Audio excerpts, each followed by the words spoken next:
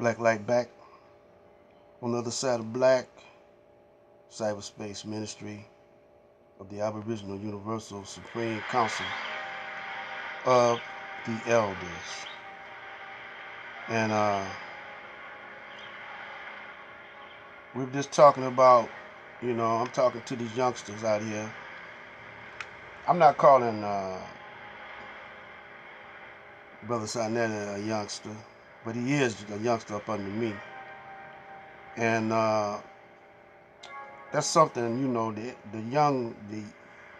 guys coming up, I done been where you been, brother. I done been there and done that. And,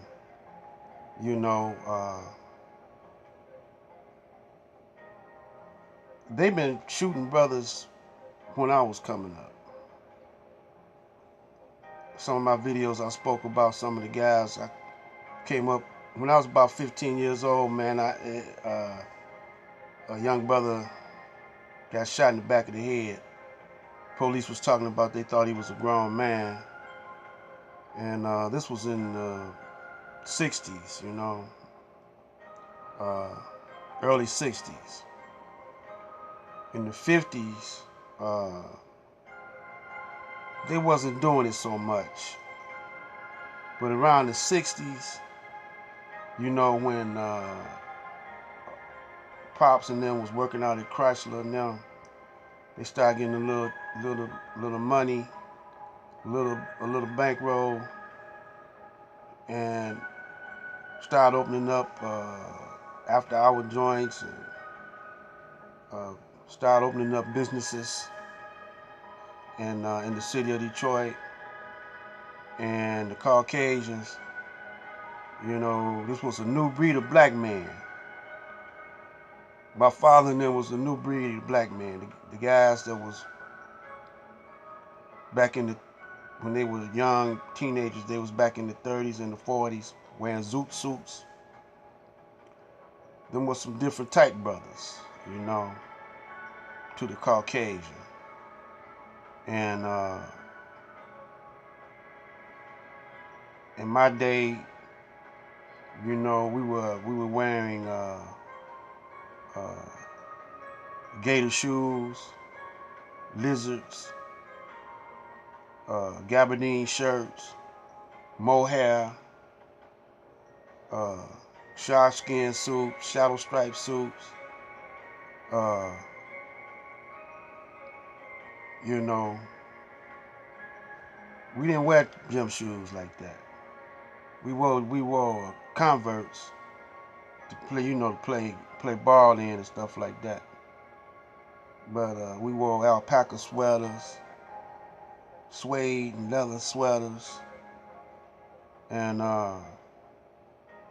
Peter Pan shirts, and them long collar shirts, and plaid pants, and we wore gabardine, we wore blue jeans, camel hair coats, leathers, down coats, brims, stingy brims,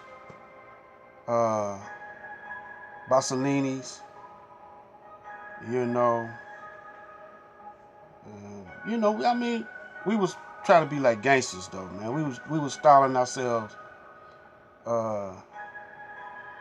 as gangsters. When we wore a suit and tie, we seen the gangsters do that. If you notice, man, back in James Cagney, the gangsters back then, man, they wore suits. Everybody on the street wore suits. Even the bums had on a suit. And that's how it was when we used to go to New York, man. We used to go to New York to get our shoes and all our clothes from New York. Sometimes we would go up in Canada, right across from New York, and they had the shoe factories, stuff. We would get, our shoes real cheap. Back in them days, you didn't have to show no ID and all that, all that crazy stuff they doing now. And we used to go up in Canada, man, pluck off some of them Indian bras, man. you know, up there. And we would go into all white bar, man, you know, and just snatch. You know, that's when Iceberg Slim and them was out. And we were, half of Detroit youngsters, man, wanted to be Max. You know, see, the word Max comes from Mack Avenue in Detroit. And so brothers was into pimping back then. And dope wasn't really hitting the streets until around the Vietnam War era, in the late 60s and the early 70s.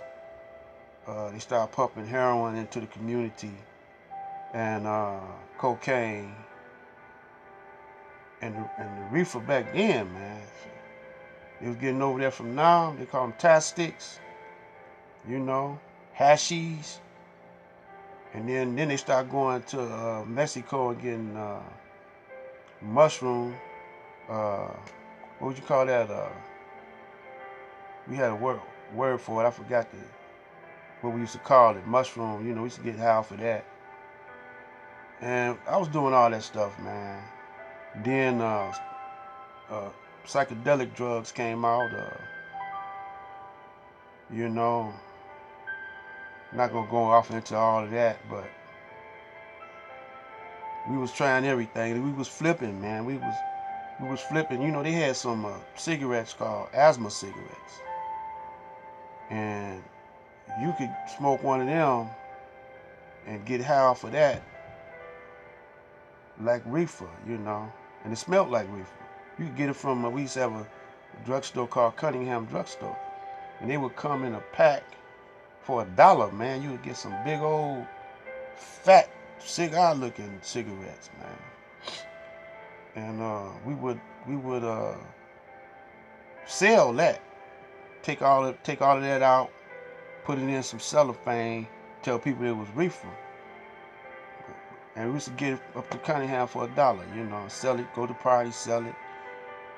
And the young ones back then, man, they didn't know no better. But even the big time dope guys was coming to us. Where y'all get that at? You know, so we go to Cunningham's, Baba, these asthma cigarettes. And I don't know what was in them, but it smelled like herb and it smoked like herb, you know. But it didn't make you cough like reefer did. Matter of fact, it'll calm, if you had asthma, it'll actually calm your breathing down, you know. So, you know, I was in the streets, man, and did all that stuff and gave games and had after hours and, you know, and did a little of this, dabbed in a little of that, you know. But I always had the teachers of the Honorable Elijah Muhammad around me.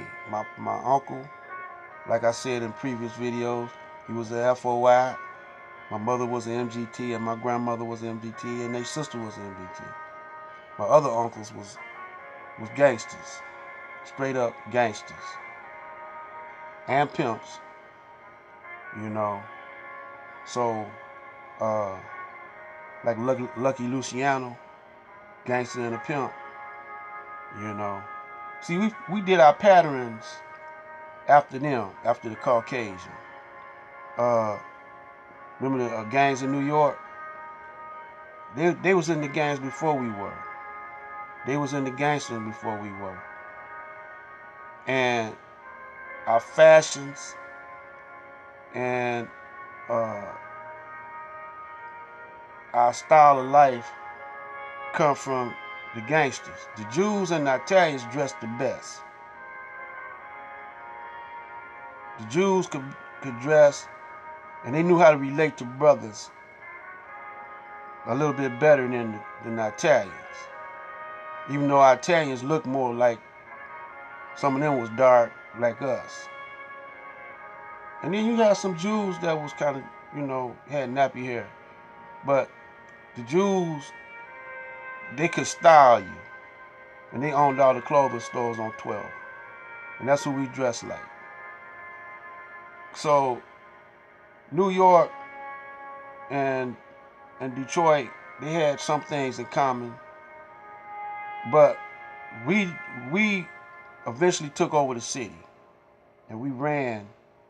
Mayor Young came. I don't know if y'all ever had a black mayor in New York, but Mayor Young, you know, they thought he was gonna be their patsy, and he changed on them, got brand new on them, and he was for black. He was pro-black, and he set up the police force to be at least half black, and they had to stay in the hood. New York ain't like that. So Temple number 1 came here first, set up here first. New York, I think y'all got Temple 7 or something. And then they went to Chicago. Chicago's a little bit like us, but we were sharper than them brothers. I remember when I went to Chicago, I had on a camel, I had on a cashmere coat, shadow stripe suit, and some lizards, and gabardine shirt to match my suit. And when we went there, and I had me a 38, you know, carried a 38 with me. It was a little small 38.